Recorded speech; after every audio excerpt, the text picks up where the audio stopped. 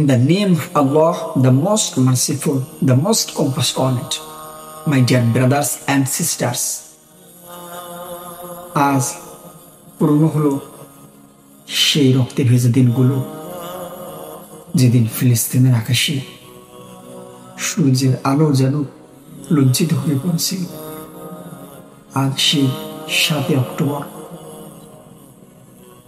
যে 7 অক্টোবর 2023 সনে 7 অক্টোবর বর্বর ইসরায়েল বাহিনী নিরীহ নিরস্ত্র ফিলিস্তিনি মুসলিম উম্মার উপর অত্যাচারের স্টিম রোলার চালিয়েছিল। আজ 2 বছর পূর্ণ হল। আজ মায়ের কোলে সন্তান নেই, বাবার মুখে ঘর নেই, সন্তানের চোখে কোনো স্বপ্ন নেই। আজ ফিলিস্তিনের চতুর্দিকে শুধু ধোঁয়া, বোমার আওয়াজ, ধ্বংসস্তূপে পরিণত হয়েছে গোটা ফিলিস্তিন। যে শিশু সবেমাত্র আল্লাহু আকবার বলতে শিখেছিল, সবেমাত্র একত্ববাদের ধ্বনিকে উচ্চারণ করতে শিখেছিল, যে শিশুটি সবেমাত্র নবীজি সাল্লাল্লাহু আলাইহি ওয়াসাল্লামের উপরে দরুদ পড়তে শিখেছিল, আজ সেই শিশু ধ্বংসস্তূপের নিচে পড়ে আছে। যে মা তার সন্তানকে বুকে নিয়ে কোলে নিয়ে ঘুমাতো, আজকে সেই মা বুকে কষ্টের পাথরকে বেঁধে সন্তানের লাশ কবরস্থানে গিয়ে খুঁজতেছে।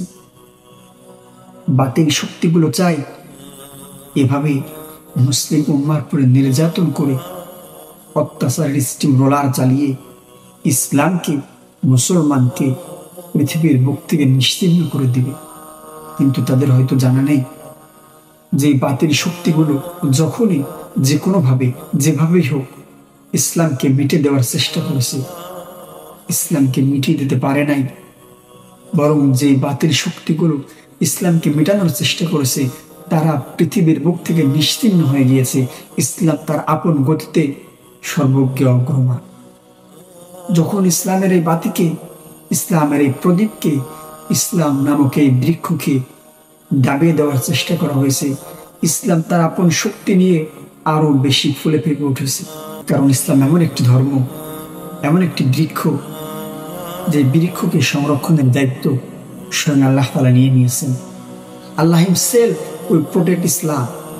ইসলামকে সংরক্ষণের দায়িত্ব স্বয়ং আল্লাহ তাআলা নিয়ে নিয়েছেন। Islam is the best and latest religion in the world. গোটা পৃথিবীর মধ্যে একমাত্র ধর্ম হচ্ছে ইসলাম। আল্লাহ তাআলা বলেছেন, ইন্নাদ দীনা ইনদাল্লাহিল ইসলাম। আমি আল্লাহ তাআলার কাছে ইসলাম একমাত্র ধর্ম। বাকি যে ধর্মগুলো রয়েছে এগুলো কোনো ধর্ম নয়, এগুলো মানুষের মন গড়া, তৈরিকৃত। সুতরাং এভাবে ইসলামের উপরে অত্যাচার করে, মুসলমানদের উপরে অত্যাচারের স্টিম রোলার চালিয়ে ইসলামকে নিভিয়ে দেওয়া যাবে না। আজ ফিলিস্তিনের ইতিহাস শুনলে বড় কষ্ট লাগে। সেখানে 64,000 মানুষকে শাহাদাতের আমৃত সোজা পান করানো হয়েছে। এটা আল জাজিরার একটি নিউজ। অন্য একটি নিউজে দেখলাম 84,000 মানুষ শাহাদাতের আমৃত সোজা পান করেছে। কয়েক লক্ষ মানুষ অসুস্থ হয়ে পড়ে আছে, হসপিটাল পর্যন্ত নেই। সেখানে 92% বিল্ডিংগুলোকে, স্থাপনাগুলোকে তারা ধ্বংস করে দিয়েছে। 835টি মসজিদকে তারা গড়িয়ে দিয়েছে। এটা তো শুধু একটি নিউজে এসেছে, কিন্তু এর বাহিরেও তো কত ধর্মীয় মসজিদ রয়েছে, ধর্মীয় প্রতিষ্ঠানগুলো রয়েছে, যেগুলো তারা বিলীন করে দিয়েছে।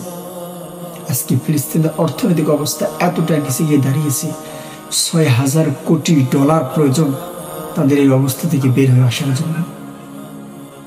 তাই আসুন আমরা প্রত্যেকে কমপক্ষে ফিলিস্তিনিদের জন্য দোয়া করব, ফিলিস্তিনিদের যেভাবে পারে পাশে দাঁড়ানোর চেষ্টা করব। আমি বর্তমান ফিলিস্তিনের পাশের রাষ্ট্রে অবস্থান করছি, মিশর, ইজিপ্ট। ইনশাল্লাহ নিয়ত আছে, শুনতেছি অনেকেই সেখানে যাচ্ছেন। আমারও নিয়ত আছে কমপক্ষে সেখানে গিয়ে যেন তাদের অবস্থাটা বাস্তবে একটু দেখে আসতে পারে। হয়তো টাকা দিয়ে সাহায্য করতে পারবো না, কিন্তু তাদের অবস্থাটা সচক্ষে একটু দেখার ইচ্ছা আছে।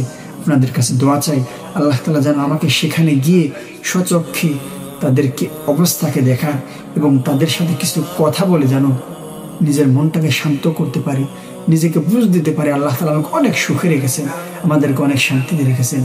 তাই আসুন কমপক্ষে ফিলিস্তিনিদের জন্য দোয়া করব এবং আমরা যারা পারি চেষ্টা করব। এখন বিভিন্নভাবে ফিলিস্তিনে খাবার পাঠানো হচ্ছে, সাহায্যের জন্য অনেক রাস্তা এখন খুলে দেওয়া হয়েছে। আমরা চেষ্টা করব যদি সম্ভব হয় তাদের পাশে দাঁড়ানোর জন্য। আল্লাহ তাআলা আমাদের সকলকে কমপক্ষে ফিলিস্তিনিদের জন্য দোয়া করা এবং যাদের সামর্থ্য আছে তাদের পাশে দাঁড়াবার সুযোগ করে দেন। আমিন। আসসালামু আলাইকুম ওয়া রাহমাতুল্লাহি ওয়া বারাকাতুহু।